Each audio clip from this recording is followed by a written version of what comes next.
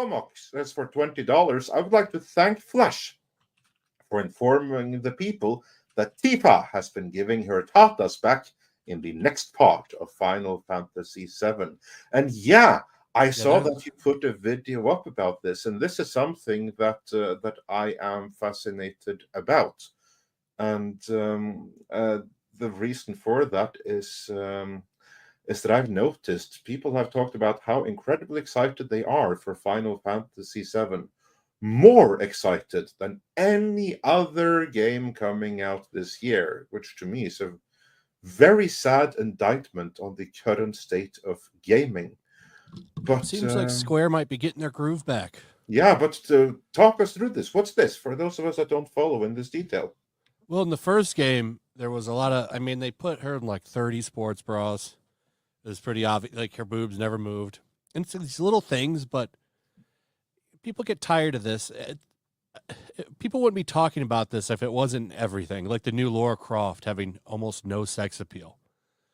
You know what I'm talking about with the new design? Yeah, that they rolled out, thinking everybody's they did like 5 years ago or whatever. But they did a newer one now that restored to kind of what it was before. I was going to say before was when they did it. Yeah. Yeah. Square, it looks like they erased their ESG stuff.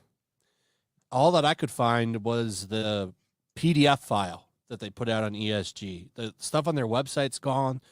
Their ethics department area seems to have been erased. And last year, they got a new CEO, which I didn't even know about until today when I was looking at it. And I think this guy must have looked at how badly Forspoken sold, which was a travesty. That game really got burned hard because, you know, no one wants that stuff. And they lost a lot of money on it. And I think people saw the criticism of Final Fantasy VII Remake and they said, okay, well, we'll bring them back for Rebirth. Because in that swimsuit scene, I mean, she's flowing all over the place. There's a mini game of her like doing sit-ups. I saw that today. Otherwise, I would have put it in the video. I wasn't sure if that was a mod from the first game or not, if that's really in that, because I haven't played the demo. But she's sitting there like the mini game is just basically her doing sit-ups in a swimsuit while the camera circles around her. So it's like, okay, well, this is nice to see because this is one of the nice things about the Japanese stuff is the fan service. Like you don't get that in the Western stuff anymore. And for them to totally throw that away was dumb. Really dumb. Because, sex sells. It does. That's the thing.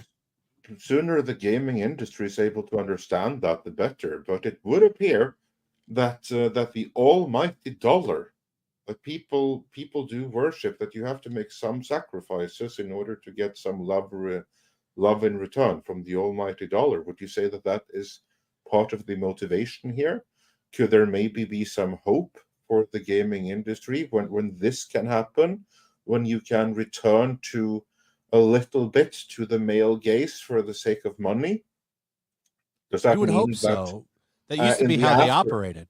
Yeah, that in the aftermath of to go back to that for a moment, in the aftermath of Suicide Squad killed the Justice League, kind of failing expectations, which we know that Warner has said publicly now. Do you think that maybe Warner would be interested in deciding, maybe we shouldn't use Sweet Baby Inc. anymore because they're clearly bad for business? Do you think that something like this could happen in the world of gaming? Are we seeing some kind of trend like that? Like, what's your opinion on that? And someone that follows video games far more than I do. I don't think in the West so much, but in the East maybe. The Western developers are really quadrupling down on this. You saw with the success of Spider-Man 2, I think it's going to get a little bit worse. But the Japanese developers and, well, let's just say Asian developers in general, because South Korea is starting to emerge. So I think you might see them kind of walk back a little bit and get away from this ESG. I would hope so. But the Western developers, they're not going to change for a little bit. In fact, I think they're going to get worse. Well, then so will I would say that so does consumers have to be. So do the video gamers, because if they keep supporting this, then that's on them. All the people that made Spider-Man 2 a success, knowing what was in it, what were they doing? This is their fault. They did this. Yeah, a lot of that stuff didn't come out until the game was out with Spider-Man 2. We didn't know how much they were going to push Miles, and no one had played it really. Like, how would you know there was going to be a 20-minute scene of you spray painting graffiti as a death woman? How quickly did it take before that kind of information got out there? Because I realize that in the case of Suicide Squad, we lucked out because there was like this big leak, this very convenient glitch where all the cutscenes leaked early. Yeah, that Batman scene screwed the hell out of them. Yeah, could that have been like some deliberate act of sabotage from an unfaithful servant, or just incompetence, you think? I think somebody put that out there. It's got to leak out from somebody internally, right? Like, yeah, that's what I'm thinking, because I just know that when we get leaks in movies and stuff like that, more often than not, it is someone who loves the property they're working on and they're pissed off because it's being treated wrong, and that's when we get leaks. Even if it's not to us, when someone leaks something, this is usually the reason. For instance, I know with the first Dune movie, we knew people that worked on that, which is why the relatively few scoops that we were able to deliver on it were 100% accurate in every single detail. But we didn't really hear all that much, because what I heard is that everything is fantastic, chill, it's all good.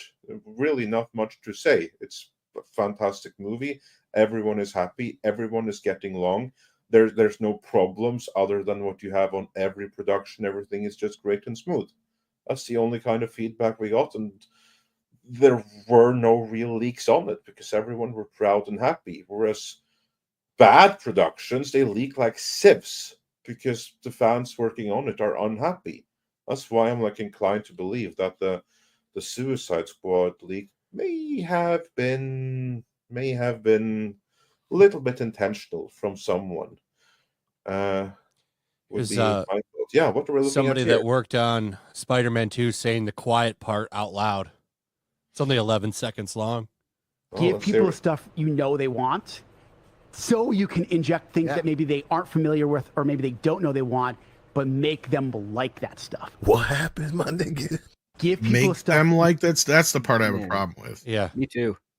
Yeah. See, because that's not abnormal, right? We've always gone through that, and throughout history, they always inject something new into by using experiment something else. Yeah. But and if it works, it works. And if it doesn't, that's just the market responding, and you move on. But make them. Yeah. I'm sorry to interrupt. Go ahead. Yeah. No, that's exactly my point. Exactly that script. It's almost like you're forcing a kid to take their medicine and hiding it in, candy or something. You know what I mean? Or a dog. Like you do with your dog. Hide it in a treat. It's like, that's not what I want. It's no different to me than, anything else. I get sold a bill of goods. I watch a movie or TV show. I have an expectation out of it. I go to a Batman movie expecting Batman. I don't go in expecting him to be usurped by Batwoman halfway through. And that's kind of what they're getting at. Well, you're going to see the sales of the next one, because the next one is going to be Miles Morales only, with Peter probably as like the dude in his headset. I hope it tanks. Something like that. That Miles Morales game sold like less than half. I'm sorry, but Miles Morales to me is the like original game, a poster child for what is wrong with all of this.